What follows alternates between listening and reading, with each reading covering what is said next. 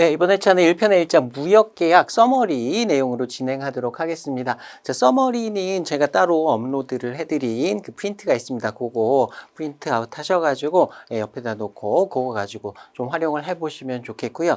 자, 서머리 강의를 진행하는 목적은 몇 가지가 있는데요. 첫 번째는 이제 제가 오리엔테이션에서 말씀드린 회독을 하는 겁니다. 여태까지 이제 1편의 1장 무역계약과도 관련된 내용들을 다시 한번 정리를 해보면서 복습하는 개념으로 다시 한번 기억을 되살리고 중요한 부분도 다시 찝어보고 하는 그런 형태로 활용을 해보시면 좋겠고요.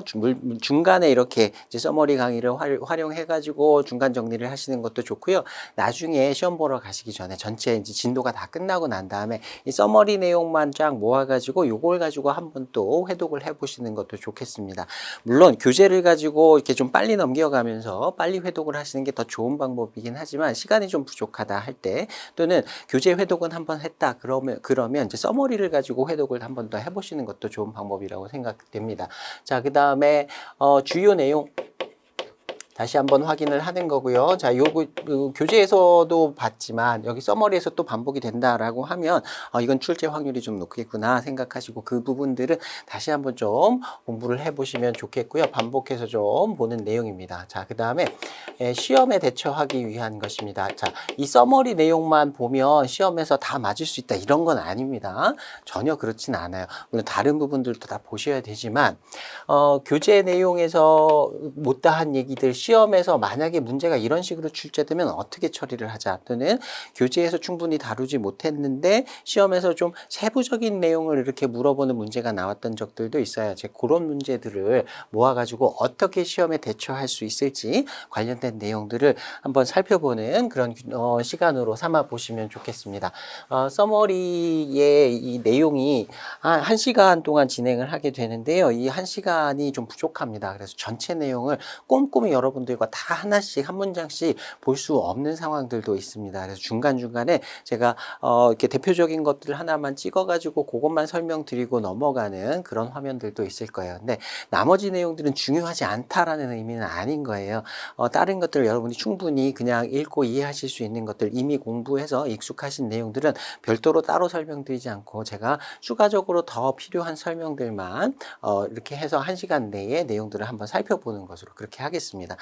이 서머리에만 의존하시면 안 된다라는 거 다시 한번 말씀드리고요. 그리고 제가 이렇게 빨리빨리 얘기하면서 넘어가는 것만으로는 충분하지 않을 수 있습니다. 여러분이 따로 다시 한번 또 정독하면서 필요한 부분들 만약에 있다라고 하면 메모 추가해 가면서 그렇게 좀 활용해 보시기 바랍니다. 자, 첫 번째 1절부터 시작할게요. 1절 무역계약 이렇게 되어 있는데요. 이 절은 교재에 나와 있는 절하고 맞춘 겁니다. 그래서 교재의 절하고 맞췄기 때문에 중간중간에 좀 이빨이 비는 경우도 있어요. 교재의 절하고 맞춘 것이다 보시면 되겠습니다. 자, 1절에서 1번 목차의 무역계약의 법적 성질에서 여러분 잘 알고 계시는 낙성, 불려식, 쌍무계약, 유상계약 관련된 내용들 다시 한번 정리를 해놨습니다. 꼼꼼히 다시 한번 읽어보시고 놓치는 부분 없도록 확인해 보시고요. 이 이름들과 특성 그리고 영어로 된 표현까지도 같이 한번 익혀보시기 바랍니다. 자, 그 다음에 2번 목차의 무역의 종류를 여러 가지로 나눌 수 있겠지만 협의의 무역과 광의의 무역으로 나눌 때 그 대상이 되는 것 물품 그리고 유형 무역 이걸 협의의 무역이라고 한다와 같이 이렇게 좀 구분하실 수 있도록 개념 잡아 보시고요. 그 다음에 오른쪽 가로 이번에 중개무역 그리고 중개무역 관련된 내용들이 있습니다. 그 중에서 중개무역과 관련된 내용들은 직접 문제로 출제되는 경우도 있을 수 있지만 이 중개무역의 내용을 알아야 거기에 덧붙여서 거기에 쌓아가서 개념들을 가지고 문제를 풀어야 되는 그런 상황들도 나오기 때문에 이 내용 다시 한번 좀 정리를 해보시고요. 맨 뒤에 보시면 중개인이 송장을 대체한다든가 스위치드 비해를 활용한다든가 이런 부분은 뒷부분에서 조금 더 공부를 할 겁니다. 그래서 뒷부분에서 완성시키도록 하고 시험 문제에서 이런 표현들이 이 중개무역과 연관되어서 자주 출제되는 개념이니까 이거 일단 표시해 놓고 넘어가겠습니다. 자, 그 다음에 오른쪽 가로 3번에 연계무역 카운터 트레이드라고 하는 것들 종류 몇 가지 알아두셔야 되죠. 물물교환, 구상무역, 대응구매 그리고 제품 환매 같은 것들이 있었습니다. 그러니까 내용들을 정확히는 알지 못하더라도 그 연계무역의 종류들이 어떤 것들이 있다. 그리고 대략 이런 것들은 어떤 내용으로 구성된다라는 것 정도까지는 다시 한번 확인해 주시기 바랍니다.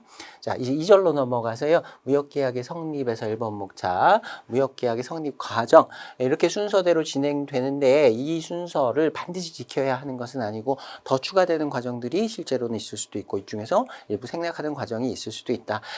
이 하나하나의 내용이 중요한 것이라기보다는 나중에 특히 영어로 된 서신 문제 같은 것들이 나오면 이 서신이 지금 신용조회 과정이구나. 이게 거래를 제의하는 과정이구나. 이게 조회를 하는 과정이구나. 이게 청약을 하는 과정이구나. 이런 것들을 알 수 있도록 전체적인 무역계약의 성립 과정의 흐름을 잘 익혀두시는 게 중요합니다. 자, 그 다음에 2번 목차부터 좀 구체적인 내용 보겠습니다. 청약과 승낙에서 오른쪽 가로 1번, 청약에서 양가로 1번, 청약이란 해서 CISG의 규정 다시 한번 써놨습니다. 특정인에게 보내어진 계약 체결을 위한 제안이다. 그리고 충분히 명확해야 되고 구속의 의사 표시를 하여야 한다. 충분히 명확하다 함은 CISG에서 물품 표시하고 수량과 대금을 명시적 묵시적으로 정하거나 정할 수 있다라고 하면 어떤 물품을 몇 개를 얼마에 팔겠다라는 정도까지는 들어가야 충분히 명확한 제안이다라고 정의를 하고 있었습니다. 자, 그다음에 양거래 2번에 invitation to offer 청약을 하도록 유인하는 것, 청약의 유인이라는 개념이 있었죠. 그래서 청약처럼 보이지만 실제로는 청약이 아니라 계약 체결을 하겠다. 그게 구속된다라는 의사 표시가 없고 불특정인에게 보내어진 제안 이런 것들도 대표적인 청약의 유인으로 본다. 그 목적은 상대방이 청약을 하도록 해서 상대방이 승낙의 의사 표시를 한다 하더라도 그게 승낙이 되지 않고 청약을 한 것이 되고 처음에 청약을 유인한 사람이 최종적인 승낙자의 지위에 서도록 하기 위한 것이다. 그래서 청약의 유인은 청약으로서의 요건을 갖추지 않았다. 청약으로 인정되지 않는다. 청약의 유인을 받고 승낙을 했다 하더라도 계약은 성립되지 않는다라고 했었죠. 자, 그 다음에 양가로 3번의 반대 청약입니다.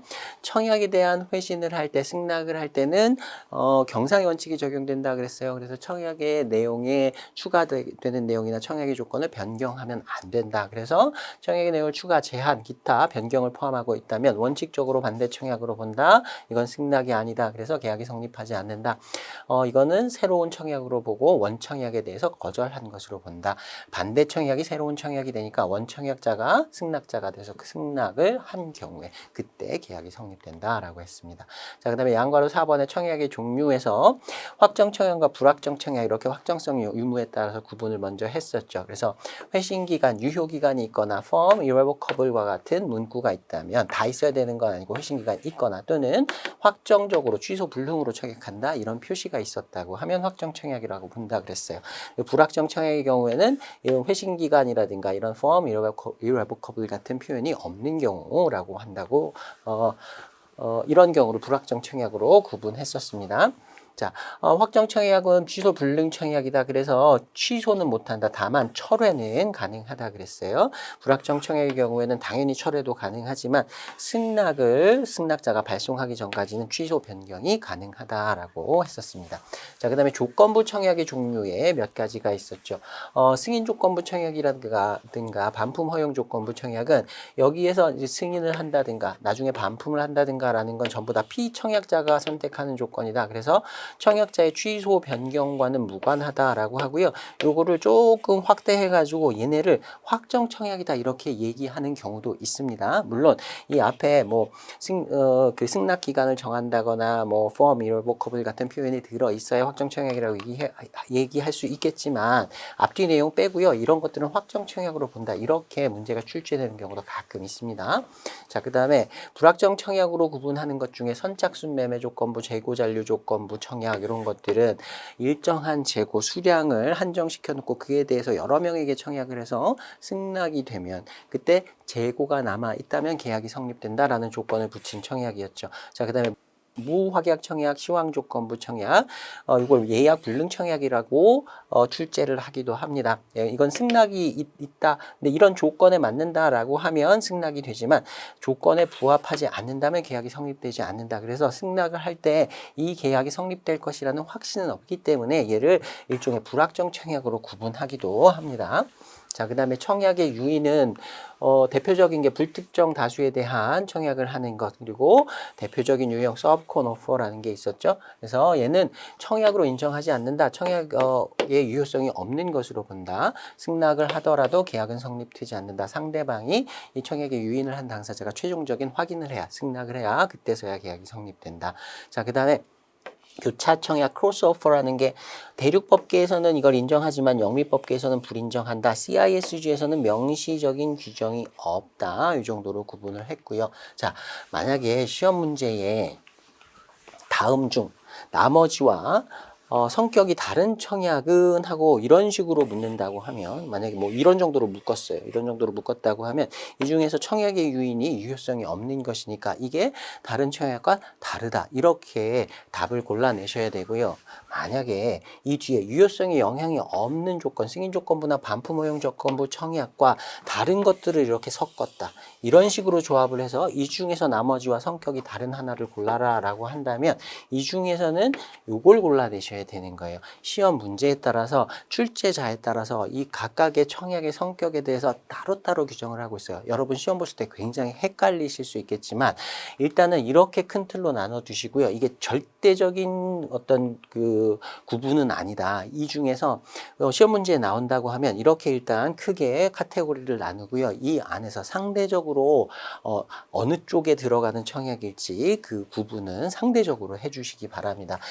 제가 시험 문제를 내면 제가 이렇게 알려드린 이런 그 구분 방식으로 딱딱 명확하게 시험 문제를 드리겠지만 저하고 좀 생각이 다르신 다른 시각을 갖고 계시는 분들이 시험 문제를 낸다고 하면 이게 좀 제가 말씀드린 그 구분과는 조금 다를 수 있어요. 근데 제가 말씀드린 구분은 가능하면 세부적으로 구분을 다 해놨습니다. 그래서 여러 개로 구분을 해놓고 그 중에서 상대적으로 이렇게 묶어내는 게 오히려 좀 상대적으로 쉽거든요. 전체를 다 동일하다라고 해놓고 그 안에서 구분하는 어떤 문제가 나오면 그건 풀기가 어려워요. 근데 일단은 세부적으로 구분할 수 있는 만큼 구분해두고요. 그다음에 시험 문제에서는 혹시 이렇게 상대적으로 봐서 어떤 그 카테고리에 속하는지 이런 것들 상대적으로 봐서 문제를 풀어야 되는 경우들도 있으니까 그 부분 좀 유의해 주시기 바랍니다. 제가 왜 이렇게 길게 말씀을 드리는지는 나중에 기출문제를 여러 번 풀어보시면 이해가 되실 거예요. 아, 내가 아는 그 구분 조건에서는 이게 이렇게 구분이 되면 안 되는데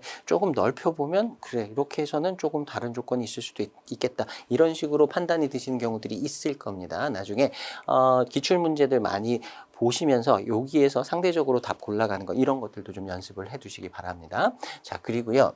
어떤 분들은 모든 조건부 청약은 다 청약의 유인이다라고 하시는 분들도 있어요. 이렇게 문제를 내시는 분들이 가끔 있습니다. 이렇게 문제가 출제된 경우가 몇 문제 있었어요. 그래서 문맥에 따라서 해석을 하셔야 됩니다. 어떤 경우에 아니 뭐 조건부 청약이 다 청약의 유인은 아닌데 이상하다 라고 생각하시는 문제가 있을 수 있어요. 근데 어떤 분들은 이렇게 그냥 이런 식으로 문제를 내시는 경우가 있습니다. 이거는 그 문제 자체는 약간 논란이 있을 수 있는 문제이긴 한데요. 일단 여러분 우리는 을의 입장입니다. 문제를 출제하면 그 틀에 맞춰서 그 출제자가 정한 룰에 따라서 문제를 풀어야 되기 때문에 자, 어떤 경우에 조금 넓게 보셔야 돼요. 그래서 내가 아는 기준과 다르다라고 하면 혹시 이런 문제, 이런 종류의 문제가 아닐까 좀 넓혀 보셔야 됩니다. 어떤 경우에는 조건부 청약은 다 청약의 유인이다. 이렇게 전제를 깔고 문제를 내는 경우도 있습니다. 용어 사용의 차이라고 할 수도 있을 것 같은데요. 아무튼 이런저런 그 기준에 따라서 문제가 조금 다르게 출제가 되니까 그 상황들 앞에서 말씀드린 대로 기출 문제에 따라서 이렇게 좀 확인을 해 보시기 바랍니다. 자, 이제 양가로 5번의 청약의 철회 보겠습니다. withdrawal이라고 했죠. 청약의 철회라고 하는 것. 청약뿐만 아니라 승낙도 철회가 가능했습니다. 철회는 아직 효력이 발생하지 않은 의사표시를 거두어 드리는 행위다. 그래서 취소 불능 청약이라 하더라도 청약은 상대방에게 도달한 때에 효력을 발생시키니까 청약이 도달하기 전에 효력 발생하기 전에는 철회를 할 수 있다. 그리고 동시에 도달하는 것까지 철회가 가능하다라고 인정했었죠. 승낙도 마찬가지였습니다. 승낙의 의사표시가 상대방에게 도달하기 전까지는 철회가 가능하다. 또는 동시에 철회 의사표시가 도달한다면 철회가 가능하다라고 CISG에서 규정을 하고 있었어요. 자, 그 다음에 양가로 6번에 보면 취소, revocation이라고 하기도 하고요. cancellation이라고 하기도 합니다. 자, CISG 관련 규정들 다시 한번 기재를 해놨으니까 규제에 다 있었던 내용입니다. 다시 한번 확인하고 넘어가시기 바랍니다. 자, 청약의 소멸 사유에 해당하는 것들 중에서 철회가 있었고요. 청약의 취소, 거절, 승낙, 반대 청약, 승낙 기간이 경과한다. 이런 것들도 있었습니다. 그리고 당사자의 사망과 관련된 내용. 당사자의 사망은 영미법계에서는 이건 청약이 소멸하는 것으로 본다라고 했지만 대륙법계, 우리나라가 대륙법계에 속한다 그랬어요. 이게 대륙법계에서는 소멸 사유로 인정하지 않는다. 소멸 사유로 보지 않는다라고 했습니다. 그 CISG에서는 크로스오버와 마찬가지로 언급이 없습니다. CISG는 규정이 없어요. 근데 시험 문제에서 이게 뭘 기준으로, 영미법을 기준으로, 대륙법계를 기준으로 아니면 CISG 기준으로 이런 기준을 주지 않고요. 그냥 당사자의 사망은 청약의 소멸 사유에 해당한다라고 출제되는 경우가 있습니다. 그래서 만약에 구분이 안 되시면요. 그냥 당사자의 사망은 청약의 효력 소멸 사유로 본다. 이렇게 문제를 풀어주셔야 됩니다. 지금 굉장히 헷갈린다라고 생각하실 수 있는데요. 우리 시험 문제가 그렇게 깔끔하게 명확하게만 출제되지는 않습니다. 그래서 거기에 맞춰서 이제 문제 푸는 방법들을 연구를 좀 해 가셔야 돼요. 자, 그리고요. 만약에 이런 식으로 묶여 있어요. 보기가 이런 식으로 묶여 있는데 다음 중에서 청약의 소멸 사유에 해당하지 않는 걸 골라라. 이런 식으로 묻는다면 이거 전부 다 청약의 소멸사유인데 뭐지? 라고 하면 일단 철회를 나머지하고 좀 성격을 달리 해주세요. 엄격하게 얘기하면 철회는 아직 효력이 발생하지 않은 청약을 없던 걸로 만드는 겁니다. 그래서 엄격하게 얘기하면 철회는 아직 청약의 효력이 발생하지 않은 상태에서 거두어들인 거니까 청약은 한 적이 없다. 그래서 소멸사유가 아니다. 이렇게 얘기하는 논리도 가능합니다. 그래서 말씀드린 대로 이렇게 만약에 묶어서 다음 중에서 청약의 소멸 사유가 아닌 걸 골라라 라고 한다면 그 중에서는 철회를 골라주셔야 돼요. 일반적인 경우라면 일단 소멸 사유에 넣고 문제를 푸시되 이것도 역시 상대적으로 판단해서 그룹핑을 좀 해주셔야 되는 그런 문제들이 출제될 수 있습니다. 자, 이제 오른쪽 가로 2번에 승낙 보겠습니다. 양가로 1번에 승낙이란 CISG의 그 정의 다시 한번 써놨고요. 그 다음에 양가로 2번에 효력, 승낙은 효력을 계약은 승낙이 효력을 발생하는 시점에 성립하게 된다. 그래서 승낙은 도달시 효력이 발생하는 것이 원칙인데 행위로 승낙을 하는 경우에는 행위 시에 효력이 발생한다라고 했었죠. 자, 그다음에 양가로 3번 앞에서도 잠깐 살펴봤는데요. 카운터 오퍼 반대 청약에 관련된 CISG의 규정입니다. 경상의 원칙이 적용된다. 그래서 반대 청약은 승낙으로 인정하지 않는 게 원칙이었죠. 그래서 반대 청약을 하면 청약에 대한 거절이면서 새로운 청약을 한 것으로 간주한다라고 했습니다. 자, 근데 양가로 4번 보시면요. CISG에 예외 규정이 있었어요. CISG에서 부가조건부 승낙, 승낙을 하는데 조건을 덧붙여서 청약이 없었던 조건을 덧붙인다거나 조건을 변경하는 경우에 자, 그때는 materially alter, 실질적으로 변경하는지 아닌지 개념을 적용을 시켜서 실질적 변경이 아니라면 승낙으로 인정하고 실질적 변경이라면 그건 반대 청약으로 본다라고 했었습니다. 관련된 규정들 다시 한번 써놨고요. 그 중에 동그라미 4번 내용 다시 한번 볼게요. 실질적으로 변경한다라고 하는 예시들 이렇게 박스 안에다 다시 한번 써놨습니다. CISG 규정인데 다 암기를 하시는 것도 괜찮고요. 아니면 눈으로 계속 보면서 반복해서 눈으로 익혀두시면 이거 중요 조건이다라는 정도로 그룹핑을 하실 수가 있을 겁니다. 뭐 암기 하는데 불편함이 없으신 분들은 그냥 바로 암기를 해주셔도 되고요. 저 같은 경우에는 여러 번 한 4-5번 정도 읽으니까 그 다음에 문제에 나오면 바로 골라내기는 어렵지는 않더라고요. 네, 그래서 그렇게 처리를 하셔도 됩니다. 자, 그 다음에 양가로 5번 지연된 승낙의 경우에는 원칙이 있었고 여기도 예외가 있었죠. 세부적인 사항들은 교재에서 충분히 다루었고 설명도 자세히 드렸으니까 여기서 다시 설명은 드리지 않고 넘어가겠습니다. 다시 한번 꼼꼼히 읽어보시면서 정리 부탁드립니다.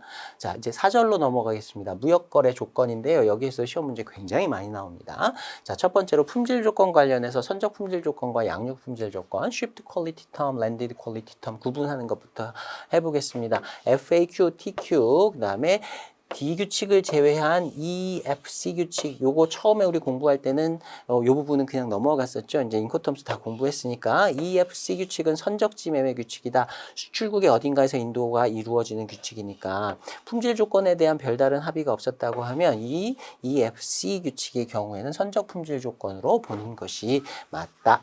자, 그리고 C 데미지 SD의 경우에는 원칙적으로 선적 품질 조건이지만 일부 양육 품질 조건의 내용을 포함하고 있다. 그래서 원칙적으로는 선적 품질 조건으로 보시면 되는 거고요. 자, 그다음에 양육 품질 조건에는 GMQ 있었고요. 그다음에 라이터 말티 있었고요. D 규칙 이거는 목적지에서 인도가 이루어지는 규칙이니까 양육 품질 조건이다라고 볼 수 있죠. 자, 근데 만약에 이것도 마찬가지예요. 시험에 이렇게 이 안에서 다음 중 나머지와 품질 결정의 시기가 다른 걸 골라라 라고 한다면 그때는 SD를 원칙적으로는 선적 품질 조건이지만 일부 양육 품질 조건이 섞여 있으니까 요 안에서 나머지와 품질 결정의 시기가 다른 걸 골라라 라고 한다면 그때는 이걸 골라주셔야 되는 겁니다. 그래서 지금 나눠드린 프린트에도 SD를 랜디드 퀄리티 쪽에 붙여가지고 이렇게 써놓은 거예요. 이쪽에 붙어 있다라고 보시면 되겠습니다. 실제로 그림을 그린다고 하면 요 정도, 요만큼 튀어나온다라고 봐야 되겠죠. 그래서 원칙적으로 볼 것이냐 아니면 세부적으로 요 튀어나온 부분이 있으니까 일부 양육 품질 조건까지를 포함하고 있느냐 그건 정황에 따라 상황에 따라 판단하셔야 하는 문제입니다.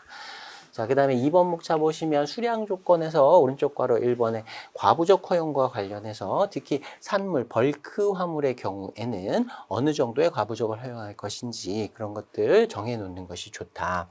자, 그 다음에 오른쪽 괄호 2번에 무게단인데요. 이게 치사하게 요 숫자를 가지고 문제를 내는 경우가 있었습니다. 그래서 이런 것들도 나중에 마지막에는 최종적으로는 좀 확인을 해 보셔야 됩니다. 제가 앞에서 오리엔테이션이나 중간중간에도 말씀을 드린 적이 있었는데요.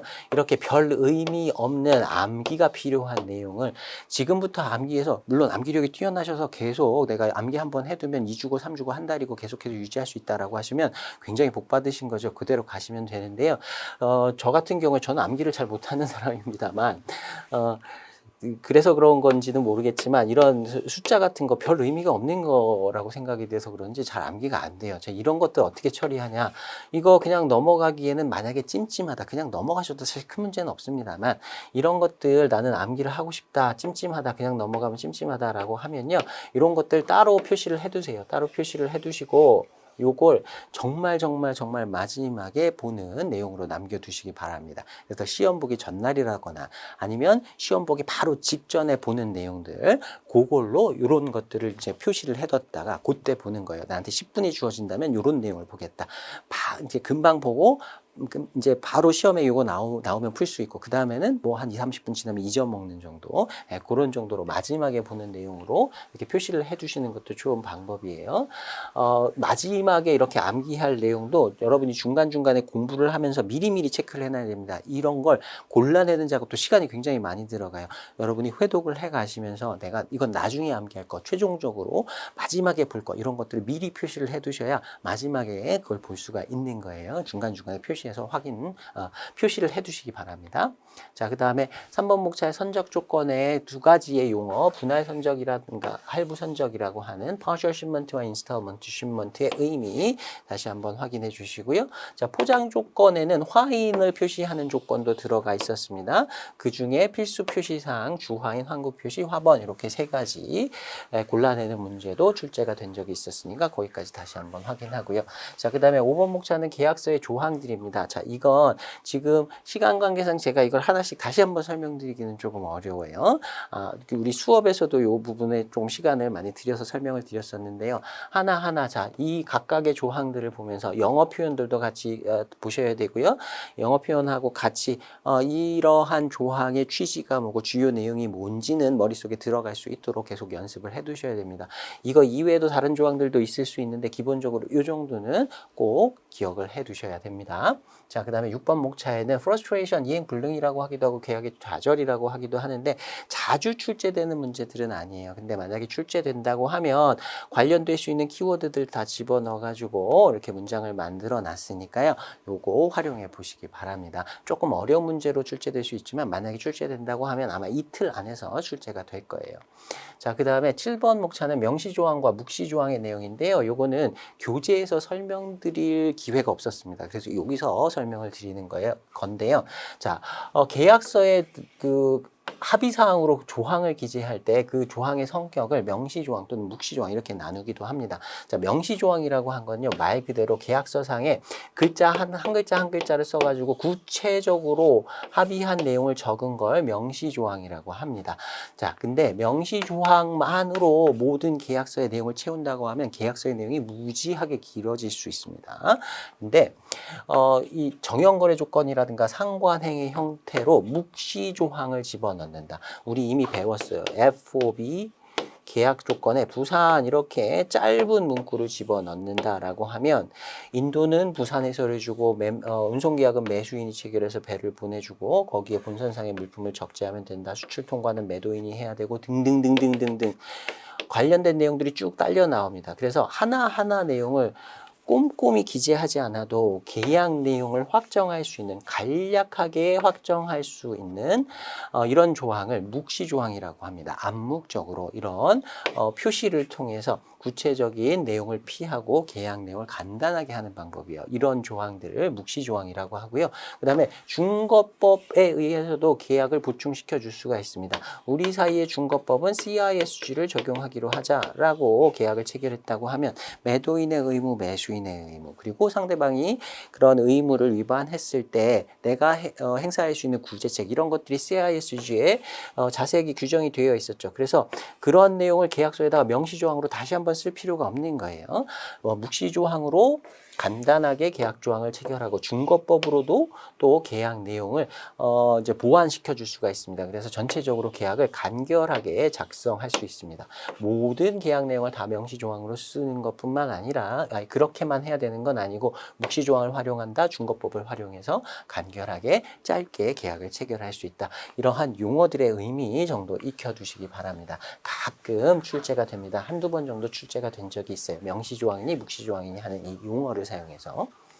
자, 그 다음에 이제 6절로 넘어가겠습니다. 무역계약의 종료와 계약 위반 이렇게 되어 있는데요. 여기에는 이제 CISG의 규정까지 같이 집어넣어 놨습니다. 자, 1번 목차의 CISG 오른쪽 가로 1번에 CISG에 적용해서 양가로 1번에 자, 영업소가 서로 다른 국가여야 했고요. 그 다음에 물품 매매 계약이어야 했고요. 둘 다 제약국인 경우와 국제사법 규칙이 제약국의 법률을 중거법으로 정하는데 CISG가 적용이 된다라고 했었고요. 자, CISG가 적용되는 매매라 하더라도, 적용되는 조건이라 하더라도 적용 제외된다라고 하는 구체적인 매매 계약의 형태들이 있었습니다. 개인용, 가정용으로 구입된 물품, sales of goods, 어떤 물품의 매매인데요. bought for, 무엇을 위해서 구매된 거예요. personal, family and household use, 개인용, 가족용 또는 가정용 이렇게 번역을 하는데 영어로 나오는 건 나중에 이제 무역 영어 쪽에서 좀 설명을 드리겠지만 번역을 꼭 해야 하실 필요는 없습니다. 이거는 해석만 할 수 있으면 돼요. 그냥 의미만 알 수 있으면 됩니다. 각각의 용어들을 이렇게 패밀리를 가족, 그다음에 하우스홀드를 가정, 이런 식으로 반드시 외우진 않으셔도 된다는 거예요. 전체적인 취지를 내가 이해할 수 있는 정도로만 영어는 처리를 하셔도 되는 것들이 많이 있습니다. 물론 이제 구체적으로 구분해야 되는 것들이 가끔 있긴 하지만 전체적으로 이렇게 가시면 돼요. 자, 그다음에 경매 3번에 강제 집행 그 밖의 법령에 의한 매매, 한꺼번에 묶어도 된다 그랬어요. 억션, 경매를 억션이라고 하죠. 이 표현도 같이 한번 써놨고요. 자, 그다음에 주식, 지분, 투자증권, 유통증권, 통화의 매매, 이건 물품이 아닌 금전의 매매라고 했습니다. 그래서 제외가 된다. 선박, 항공기의 매매 이런 것들 빠진다고 했고요. 전기 매매 이것도 빠진다 그랬어요. 자, 이것도 시험에 출제될 수 있는 내용이니까 여러 번 반복해서 익혀두시기 바랍니다. 자, 그 다음에 양괄호 3번에 완성된 물품의 매매 계약. 당연히 이미 만들어져 있는 물품의 매매 계약에 CIS가 적용이 되는 것이고요. 그 외에도 앞으로 물품을 제조 또는 생산하여 공급하는 계약, 아직 만들어지지 않은 선물 계약인 경우에도 CIS가 적용된다까지 살펴보겠습니다. 자, contracts for the supply of goods to be produced. 앞으로 제조될 물품의 매매도 CISG에서는 매매로 보고 CIS가 적용이 된다. 자, 그 다음에 이번 목차의 CISG상 구제책에서 우리 교재에서도 봤던 표를 다시 한번 넣어놨습니다. 자, 매도인의 구제책, 매수인의 구제책 공통적으로 행사할 수 있는 권리와 매도인만 또는 매수인만 행사할 수 있는 권리 일단 구분 좀 해두셔야 되고요. 각각의 구제책의 내용이라든가 요건 이런 것들도 좀 봐두셔야 됩니다.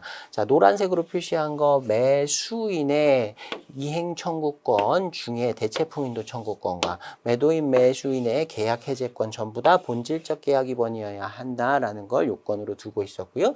그리고 계약을 해제한다고 하면 상대방에게 내가 계약상 수령한 걸 반환해줘야 할 의무가 생긴다 그랬습니다. 그래서 특히 매수인의 경우에는 자기가 수령한 물품이 있다라고 하면 수령한 당시와 실질적으로 동일한 상태의 물품을 반환할 수 있어야 대체품인도 청구권, 계약 해제권을 행사할 수 있다. 그게 원칙이다라고 했고요. 교재에 없는 내용을 요거 하나 더 집어넣어 놨어요. 이행 기일 전에도 행사할 수 있는 권리가 이행 정지권과 이행 기일 전에 계약 해제권이라는 게 있는데요. 요거는 이행 기일 전에 행사하는 권리이기 때문에 이 권리들을 행사하기 위해서는 먼저 상대방에게 나 이행 정지권 행사한다, 계약 해제권 행사한다라고 통지를 먼저 해줘야 됩니다. 물론 계약 해제권을 행사할 때도 상대방에게 계약 해제를 하겠다라는 통지를 해야 되지만 요거는 취지가 조금 다른 거예요. 아직 계약이 이행 기일 전인데 이런 권리를 행사하기 위해서는 상대방에게 반드시 통지가 먼저 있어야 된다. 이거 조금 깊은 내용이긴 한데 여기까지 좀 추가를 해서 표를 다시 한번 만들어 봤습니다. 세부적인 각각의 권리들 이렇게 구분하는 것도 중요하고요. 각각의 내용들 취지를 이해하는 것도 중요합니다. 그래서 큰 틀에서 보는 것, 세부적인 내용을 이해하는 것 둘 다 중요하니까 이거 반복해서 보시기 바랍니다. 여기서 출제 많이 됩니다.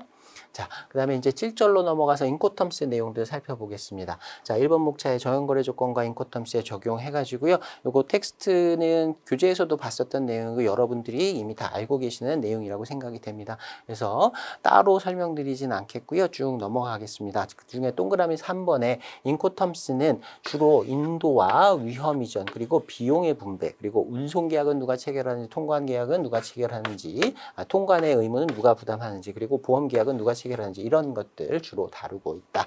요거는 잊어먹지 말아야 될 거고요. 자, 그 다음에 동그라미 9번의 내용 정도 살펴보겠습니다. 전통적으로 인코텀스는 국제물품 매매 거래에 사용한다 그랬어요. 그런데 인코텀스 2010 버전부터 우리가 공부한 2020 이전부터 그 앞에부터 국내 매매 계약에도 적용 가능하다라는 걸 명시적으로 언급을 하고 있고 특히 엑스웍스는 국내 거래에 적합하다라는 표현이 들어 있었습니다. 자, 2번 목차의 개정 내용 여기가 중요하다고 말씀드렸어요. 자, 동그라미 1번에 보시면 일단 CIF와 CIP에서의 보험 부보의 의무 CIF의 경우에는 기존과 동일하지만 CIP에서는 ICCA로 보험에 부보하도록 인코텀스 2020부터 개정이 됐다. 동그라미 이번에는 이전에 DAT가 없어지고 DPU로 명칭이 변경이 됐고 등장 순서도 바뀌었다. 자, 그 다음에 동그라미 3번에 비용 항목이 9번 항목으로 갔다라 그랬어요. 비용 항목에 일람표를 제공하고자 원스톱으로 한 번 보면 모든 비용 항목을 파악할 수 있도록 종합적으로 만들어놨고 뒷부분으로 옮겨놨다. 자, 그 다음에 동그라미 5번 정도 내용 보겠습니다. FCA하고 D규칙 3개에서 운송인이 개입되지 않고 매도인, 매수인이 자신이 가진 운송수단으로 물품을 운송할 수 있다라는 내용이 들어있다. 자, 그 다음에 3번 목차 인코텀스 규칙들의 분류입니다. 오른쪽 가로 1번에 운송 방법에 따른 구분. 이전에는 그룹별로 E, F, C, D 앞 글자를 따서 4개로 구분을 했었는데 인코텀스 2010부터는 모든 운송 방법에 이용할 수 있는 조건들 그리고 해상 내수로 전용 조건 이렇게 구분을 하고 있다. 자, 모든 운송 방식에 적용되는 운송 방식에 관계없이 사용할 수 있는 7가지 규칙들에는 해상 운송만 예상되는 경우에도 당연히 사용 가능한 거예요. 해상 내수로 전용 조건이 아니라서 해상 내수로 조건에는 사용을 할 수 없다라는 의미는 아닌 겁니다. 모든 운송 방식에 다 사용이 가능합니다. 그리고 컨테이너 운송이 사용되는 경우에 해상 운송 조건은 적합하지 않다라고 했고요. 이거는 굉장히 많이 반복한 것 같아요. FAS, FOB 경우에는 FCA, CFR은 CPT, CIF는 CIP로 선박을 기준으로 인도하는 것이 아니라 사람에게 인도하는 운송인 인도 조건으로 바꿔서 사용하라라고 권고를 하고 있었고요. 자, 그 다음에 오른쪽 가로 이번에 지정 장소라든가 항구의 의미입니다. 인코텀스 규칙 뒤에 써 있는 장소의 의미인 거예요. 해당 장소가 인도지이면서 위험이 이전되는 장소이며 비용도 이전되는 것. C 규칙을 제외한 모든 규칙들에서 다 이랬죠. 그러니까 인도가 이루어지면 위험이 이전되고 비용도 해당 장소에서 이전이 되는 거였어요. 근데 C 규칙에서는 C규칙에 써있는 장소는 운송계약 또는 보험계약이 체결되어야 하는 목적지를 기재하는 것이다. 그래서 인도가 이루어진 때 위험이 이전되긴 하지만 그 인도가 이루어지고 위험이 이전되는 장소는 나타나지 않는다. 비용이 이전되는 그 목적지만이 써있는 것이다. 그래서 C규칙에서는 위험 이전 장소와 비용이 이전되는 장소가 서로 다르다. 두 개의 중요한 분기점을 갖는다라고 했었죠. 자, 요거 C규칙만 잘 이해하고 계시면 인코텀스의 본질을 다 이해했다라고 얘기할 수도 있을 정도라고 생각합니다. 자, 그 다음에 선적지의 지명을 쓰는 것과 목적지의 지명을 쓰는 것. E 규칙과 F 규칙에는 선적지의 지명이 들어가게 되고요. C 규칙과 D 규칙에는 목적지의 지명이 들어가게 되죠. 그래서 이걸 갖고 유출을 해보는 겁니다. F 규칙 뒤에 써 있는 장소는 선적지다. 그래서 FOB 부산이다라고 하면 우리나라를 기준으로 했을 때 이건 수출 계약이다라고 얘기할 수 있고요. C 규칙과 D 규칙 뒤에는 목적지의 장소가 써진다. 그래서 CIF 부산이다라고 하면 이건 우리나라를 기준으로 봤을 땐 부산이 목적지니까 외국에서부터 물품을 수입하는 수입 계약이구나라고 이해할 수 있는 겁니다. 자, 그 다음에 동그라미 1번 보면요. 원칙적으로 위험이 이전되는 시점, 인도 시점은 동일하다. 인도시에 위험이 이전된다. 그래서 인도란 위험이 이전하는 것을 의미한다라고 얘기할 수 있습니다. 옛날에 인코텀스 2000에는요, 이게 용어의 정의라고 해서 아예 이렇게 들어가 있었습니다. 위험의 조기 이전이 되는 예외 사항도 있긴 했습니다. 조금 깊은 내용이긴 하지만, 자, 이 정도 보고 설명은 여기까지 드리겠습니다. 자, 그 다음에 운송인에게 인도하는 규칙과 본선 인도 규칙, 여기 FAS는 빠져 있어요. 그건 선측 인도니까. 여기에 FAS까지 하면 이게 해상 운송 조건이 되는 거고요. 그 중에서 본선상에서 인도하는 조건은 이렇게 3가지가 있었습니다. 자, 그 다음에 앞에서도 했었죠. 선적지 인도 조건, 선적지 매매 계약, 그 다음에 양육지 매매 계약, 이렇게 나눠 볼 수 있고요. 자, 그 다음에 오른쪽 가로 3번의 인도 방법에서 조달이라고 하는 의미, 그 다음에 string sales 연속 매매라고 하는 것의 의미 기억해 두셔야 되고요. 그 다음에 조달하여 인도할 수 있다라는 건 엑스웍스를 제외한 10가지 규칙에서 그렇게 인도된 물품을 조달하여 인도할 수 있다라는 규정이 들어 있습니다. 자, 그 다음에 4번 목차 인코텀스상 당사자의 의무 한번 정리해 볼게요. 오른쪽 가로 1번에 매도인과 매수인의 기본 의무에서 매도인은 매매계약에 일치하는 물품과 그리고 서류 중에서 상업송장을 인도하여야 한다. 별다른 합의가 없더라도 매도인이 인도하는 기본적인 서류에는 상업송장이 들어간다. 자, 그 다음에 의무 부담의 주체를 다시 한번 표로 나눠봤습니다. 여기에서 안 헷갈리고요. 하나씩 구분하실 수 있다고 하면 이제 인코텀스에 완전하게 익숙해진 것이라고 얘기할 수 있어요. 계속 연습해 보셔야 됩니다. 자, 운송계약이랑 운임을 매도인이 부담하는 것 C규칙과 D규칙입니다. 그 다음에 매수인이 부담하는 건 의미상 엑스웍스다. 원칙적인 규정에는 매수인이 의무가 있다라고 되어 있지는 않지만 운송이 필요하다라고 하면 매수인이 해야 되니까 그렇고요.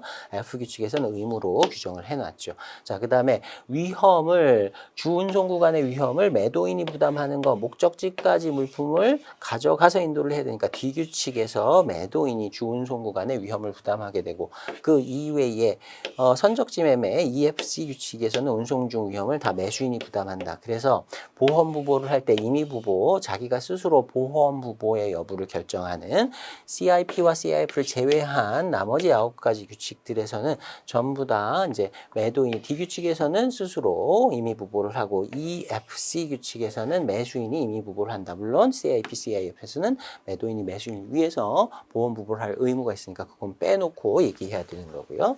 자, 그 다음에 수출 통관 그리고 수출국에서의 PSI, Pre-Shipment Inspection, 선적전 검사, 그 다음에 수입 통관과 수입국에서의 PSI 이렇게 같이 묶을 수 있다 그랬죠. 그래서 원칙적으로 수출 통관은 매도인, 수입 통관은 매수인이 한다. 매도인이 엑스웍스를 제외하고는 모두 다 수출 통관을 해야 되고요. 그 다음에 수입 통관은 매수인이 다 해야 되는데 DDP만 제외하고 한다.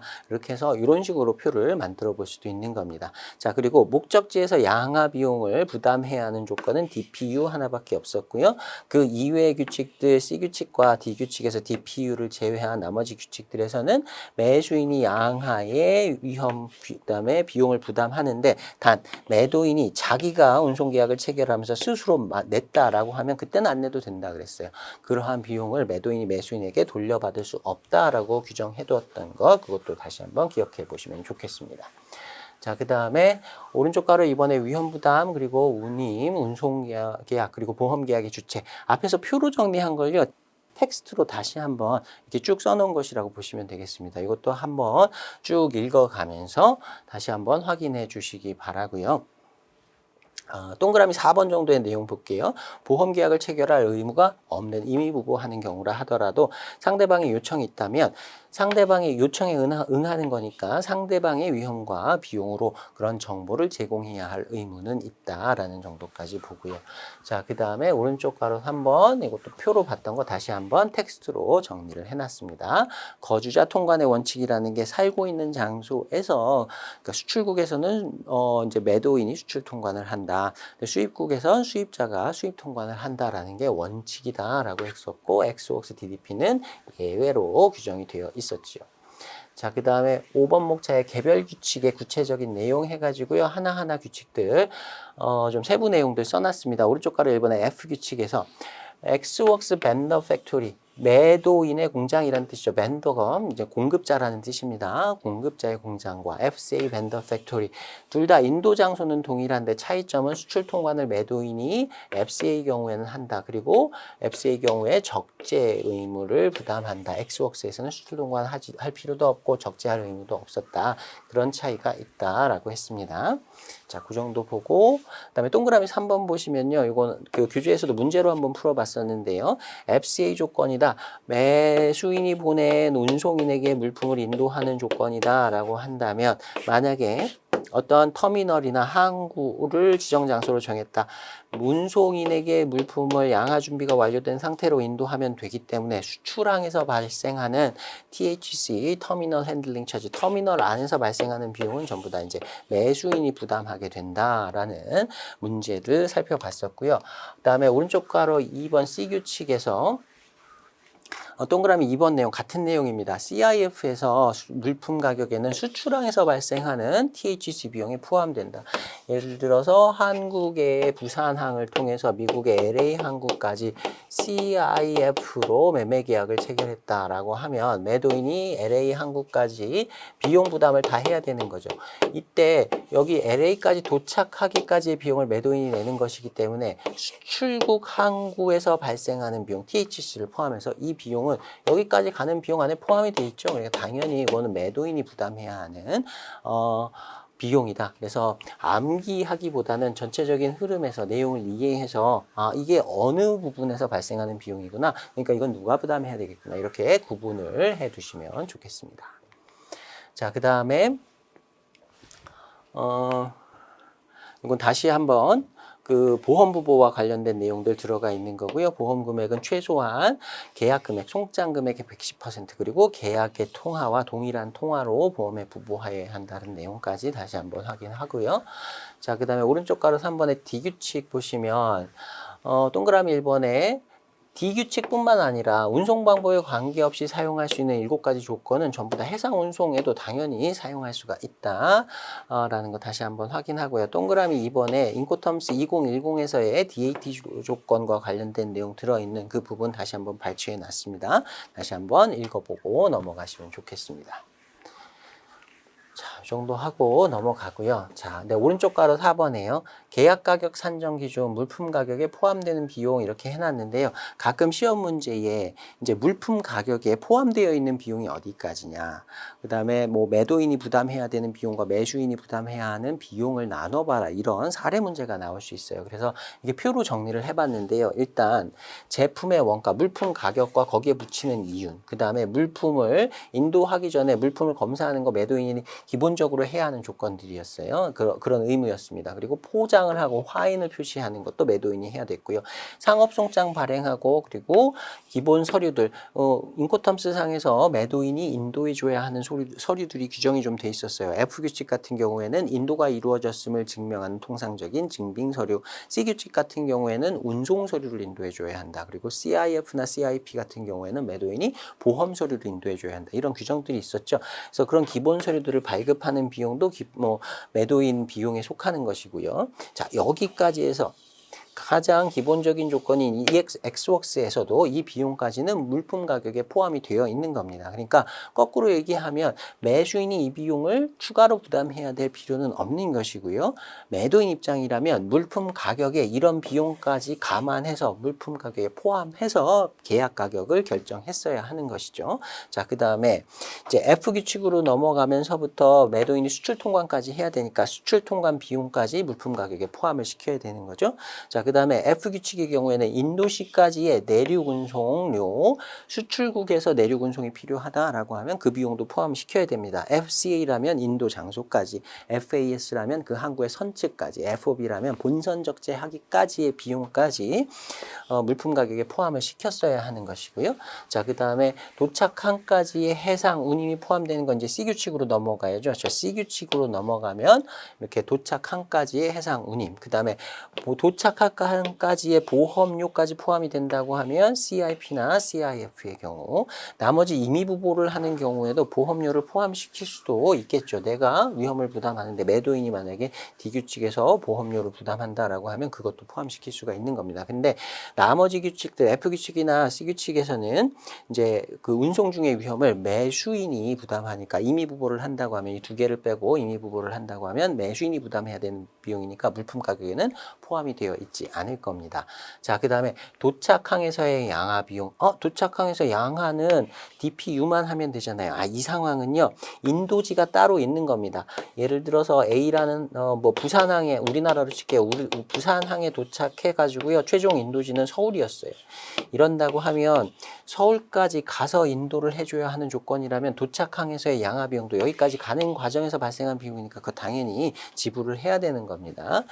DPU 말고 DAP나 DDP의 경우 최종 인도지에서의 양하 비용을 지불하지 않아도 된다는 것이지, 거기까지 가는 과정까지를 매도인이 비용 부담을 해야 된다고 하면 그건 매도인이 물품 가격에 포함해서 청구를 먼저 받았어야 되는 거예요.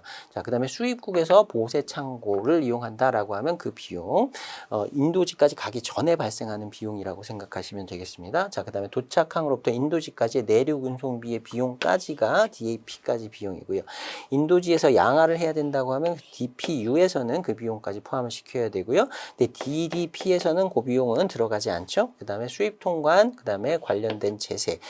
제세는 모든 세금이라는 뜻이에요. 세금까지 부담해야 하는 거, 수입시. 그거는 DDP까지. 그래서 이렇게 표로 정리를 해놨지만 여러분이 표로 외우시면 안 돼요. 이거는 표로 외우시면 안 되고, 표를 보면서 각각의 비용들이 어떤 것이구나라고 머릿속으로 그림 그려가면서 생각하실 수가 있어야 되는 겁니다. 표 자체를 외우시면 안 돼요. 자, 여기까지 가면서 저 머릿속의 흐름을 쭉 이어가면서, 그래, 여기까지 비용이 들어가고 안 들어가고 이런 것들을 구분하실 수가 있어야 되는 겁니다. 사례 문제로도 이렇게 출제가 될 수 있어요. 자, 이제 8절 보겠습니다. 무역 클레임과 처리 방안 해가지고요. 1번에 무역 클레임. 그래서 이것도 텍스트도 교재에 나왔던 그런 내용들이니까요. 다시 한번 보고 넘어가시면 되겠습니다. 자, 2번 목차 클레임의 해결에서 ADR, 대안적인 분쟁 해결 방법이었죠. 알선 조정 중재가 있었고요. 알선에는 형식적인 절차 자체가 없다라고 했었습니다. 구속력이 없다라는 건 조정하고 알선의 공통점이었고요. 다만 둘 다 합의가 있었다라고 하면 그에 대해서 법적 구속력을 갖는다. 합의가 있었기 때문에 합의의 구속력을 인정한다라는 의미로 보시면 된다 그랬어요. 자, 그 다음에 오른쪽 가로 3번의 중재에 있어서는 동그라미 2번에 중재 합의를 할 때 서면으로 반드시 중재 합의를 해야만 유효한 중재 합의로 인정을 해주는데 기본적으로 중재지 중재기간 중재법 정도는 들어가야 된다라고 했습니다. 그리고 계약이 무효가 되더라도 중재 합의 자체는 중재 조항이라든가 중재 합의는 그대로 효력을 이어간다, 효력을 갖는다라고 했고요. 자, 그 다음에 동그라미 5번 정도 내용 보겠습니다. 직소금지의 원칙이라고 하는 용어, 중재와 소송을 동시에 할 수는 없다. 중재로 분쟁하기로 했으면 소송을 제기할 수 없다라고 하는 게 직소금지의 원칙이었죠. 자, 그 다음에 동그라미 6번에 외국중재 판정의 승인과 집행에 관한 뉴욕 협약 에 의거해서 국제적인 효력, 실효성이 인정이 된다. 이게 중재의 장점이었어요. 그 다음에 7번 목차 임시적 처분이라고 하는 거 시험에 여러 번 출제가 됐다고 말씀드렸습니다. 다시 한번 텍스트들 좀 읽어보시고요. 조금 문제가 어렵게 나오면요. 주요 내용에서 임시적 처분의 주요 내용에서 이런 내용들이 들어간 문제가 한 번 출제된 적이 있었습니다. 난이도가 굉장히 높은 정도라고 보시면 되고요. 이것까지 암기하기 좀 어렵겠다라고 하면 그냥 넘어가셔도 상관은 없습니다. 자, 그 다음에 중재 절차 또 동그라미 8번과 9번의 내용도 좀 난이도가 굉장히 높은 구석진 내용인데요. 신문에 출석하지 않더라도 신문 절차는 진행이 되고 증인 출석시켜서 선서시킬 수는 있는데 선서까지 시킬 수는 없다. 이것도 교재 내용 설명드리면서 말로 설명은 드렸었는데요. 조금 어려운 문제로 이런 내용이 출제된 적은 있었습니다. 자, 그 다음에 3번 목차의 뉴욕 협약상의 승인 및 집행 거부 사유 이게 중재 판정 취소 소송의 사유하고 동일하다라고 말씀드렸었어요. 텍스트로 다시 한번 써놨으니까요. 몇 번씩 반복해 보시기 바랍니다. 자, 그 다음에 4번 목차의 소송해서요. 이것도 다시 한번 읽어보시면 될 것 같고요. 사법협정이라고 하는 게 외국에서 소송의 이제 소송의 최종 판결을 받아가지고 오면 그걸 자국에서도 인정을 해주는 협정이라고 했습니다. 그 협정이 체결되어 있지 않은 게 일반적이다라고 이해하고 넘어가시면 될 것 같아요. 자, 그 다음에 5번 목차에 중재와 소송에 비교해가지고 교재에 나와 있는 내용과 거의 유사한 내용으로 다시 한번 표로 정리를 해봤습니다. 이 표를 가지고 잘 이제 세부적인 내용이 다 이해가 된다고 하면 제 생각에는 중재와 소송에 대한 어떤 특성들을 완전히 다 잘 이해했다라고 얘기할 수 있을 것 같아요. 여기에다가 좀 세부적인 내용들만 텍스트만 조금 추가하면 전체적인 큰 틀은 잡으실 수가 있는 거고요.